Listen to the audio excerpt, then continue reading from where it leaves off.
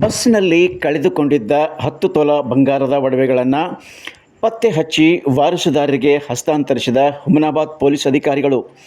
ಇಲ್ಲಿನ ಕೇಂದ್ರ ಬಸ್ ನಿಲ್ದಾಣದಲ್ಲಿ ಕಳೆದುಕೊಂಡಿದ್ದ 10 ತೊಲ ಬಂಗಾರದ ಒಡವೆಗಳನ್ನು ಹುಮನಾಬಾದ್ ಪೊಲೀಸ್ ಅಧಿಕಾರಿಗಳು ಅತ್ಯಂತ ಯಶಸ್ವಿಯಾಗಿ ಪತ್ತೆ ಹಚ್ಚಿ ವಾರಸುದಾರರಿಗೆ ಹಸ್ತಾಂತರಿಸಿದ್ದಾರೆ.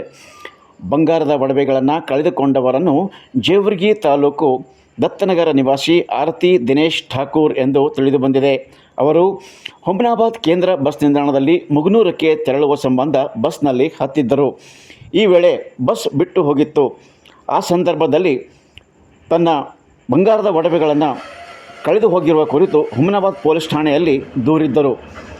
ಆ ಹಿನ್ನೆಲೆಯಲ್ಲಿ ದೂರು ಆಧರಿಸಿ ಹುಮನಾಬಾದ್ ಪೊಲೀಸ್ ಠಾಣೆ PSI ಸುರೇಶ್ ಕುಮಾರ್ ಚೌಹಾಣ್ ಹಾಗೂ ಸಿಬ್ಬಂದಿಯವರು ಸೇರಿ CCTVಯನ್ನು ಪರಿಶೀಲಿಸಿ ಸದರಿ ಬಸ್ನ ನಿರ್ವಾಹಕ ಸಂಗಮನಾಥ್ ಕಲ್ಲೂರ್ ಅವರು ಬಸ್ನಲ್ಲಿ ಸದರಿ ಮಹಿಳೆ ಬ್ಯಾಗ್ ಬಿಟ್ಟು ಹೋಗಿದ್ದನ್ನು ಪೊಲೀಸರ ವಿಚಾರಣೆ ವೇಳೆ ಒಪ್ಪಿಕೊಂಡಿದ್ದಾರೆ ಎಂದು ತಿಳಿದುಬಂದಿದೆ ಮತ್ತು ಸ್ವತ್ತುಗಳನ್ನು ಪೊಲೀಸರಿಗೆ ಒಪ್ಪಿಸಿದ್ದಾರೆ.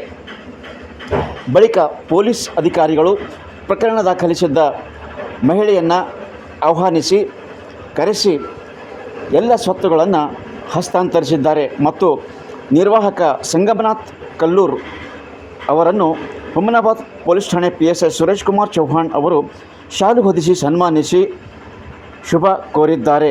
ಈ ಸಂದರ್ಭದಲ್ಲಿ KKRTC ಅಧಿಕಾರಿಗಳು ಹಾಗೂ ಪೊಲೀಸ್ ಸಿಬ್ಬಂದಿಗವರು ಹಾಜರಿದ್ದರು.